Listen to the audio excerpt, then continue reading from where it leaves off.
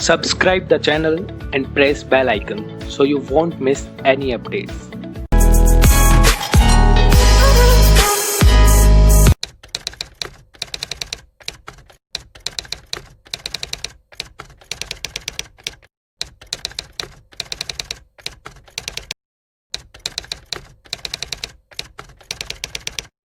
Do you have the investigative nerve in you that's keen on analysis? Are you someone who yearns to break your head on tricky investigations? Here's a job that can give an exciting test to your analytical skills. Yes, the prestigious CBI, or as the proud acronym reads, Central Bureau of Investigation, is your right aboard. Your sharp wits and nose for details can land you in a job that's worth the challenges. Yes, I said that right. It's nevertheless a hard climb, but your quirky spirits will find the journey the most interesting. So what's your baby step to this high-profile career? Take a breath. I will take you through all that you need to know.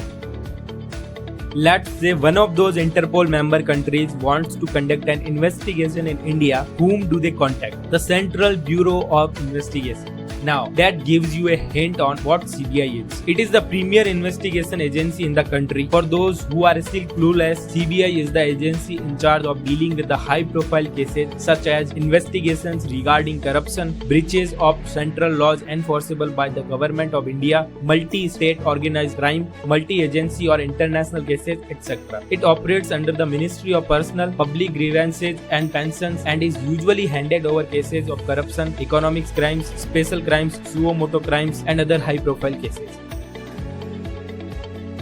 The agency, which was originally a part of a special police establishment, got renamed as the Central Bureau of Investigation through a Home Ministry resolution in 1963. Though this wing was established to investigate corruption inside the government, its jurisdiction was later expanded to cover almost all kinds of high-profile cases including murder, kidnapping and terrorism. It can take up such cases only if the state or central government makes a request. But if ordered by the high courts, the CBI can take up any case without waiting for the permissions from the concerned government. The Central Bureau of Investigation has 6 branches, with each of them specializing in investigations in a particular area. They are Anti-Corruption Division, the Special Crimes Division, the Economic Offences Division, the Policy and International Police Cooperation Division, the Administration Division, the Directorate of Prosecution Division, and the Central Forensic Science Laboratory Division. Now let's get to the part that matters the most: how to become a CBI officer.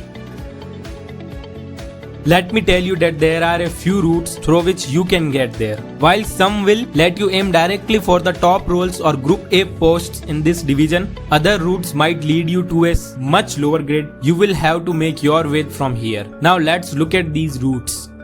SSC Combined Graduate Level Examination. If you are okay with taking up the post of a sub-inspector in the Central Bureau of Investigation and is planning to climb up the ladder from there, SSC's Combined Graduate Level Examination is the pathway I would recommend. All direct recruitments to Group B and Group C posts in the Central Bureau of Investigation are through Short Service Commission SSC exams. In fact, this is the most popular route towards becoming a CBI officer. But that doesn't mean this is anywhere close to easy. Competition. You will have to face it. A post under the central government, big or small, what else you can expect? The minimum eligibility for a candidate to appear for the combined graduate level exam is to have an undergraduate degree from any recognized university. You should be below the age of 25 and also meet the physical and medical requirements. Now let's talk about the process. It involves 3 stages: the combined graduate level examination, followed by medical examination and personal interview. The combined graduate level examination consists of 2 rounds of written examination. Both the rounds will be objective in nature and the candidate will have to attempt answering multiple choice questions. The first round has only 1 paper and the duration of this round will be 2 hours. The paper intends to test a candidate's general intelligence and reasoning skills, general awareness, quantitative aptitude and English comprehension. This paper will have 200 questions with each carrying 1 mark. The second round has 2 papers with each having 200 questions. A candidate will be given 2 hours for each paper and his or her quantitative aptitude and English language abilities will be tested in this round.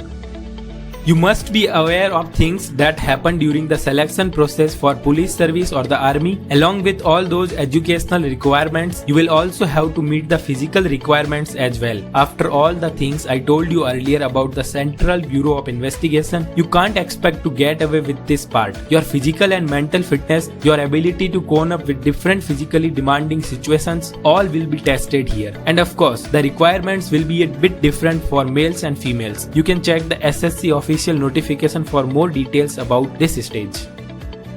First of all, you will get here only if the first two stages are cleared. Here a panel from the Central Bureau of Investigation will interview you. They will test your abilities again to determine if you are the right candidate. This is the final stage of the process and you will join the CBI as a sub-inspector if you clear this. From here, you will have to climb up the ladder to reach top level position. This happens through promotions by seniority or limited departmental competitive examination.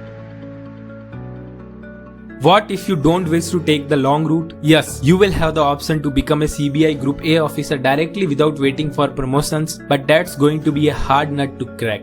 There is a provision for IPS officers to get transferred to state police cadres, which includes CBI, IB and RAW. Here, they can join the Central Bureau of Investigation as Group A officers, but for this you have to become an IPS officer first. Yes, I'm talking about the UPSC Civil Services Examination. You have to clear that with a rank good enough to qualify for Indian Police Service. Then you can try for a transfer to Central Bureau of Investigation. Now, how to become an IPS officer? That's common knowledge. IPS is one of the All India services and the recruitment happens through UPSC Civil Services Examination. The Civil Services Examination has 3 stages: the prelims, the mains and personal interviews. The prelims exam is popularly known as Civil Services Aptitude Test. It consists of 2 objective type papers. This is followed by the main exam and the personal interview. While submitting the application from mains, you will have the option to choose service you wish to get preference for. If you are going for IAS, you should choose IAS for the first preference. The main exam consists of 9 conventional subjective type papers.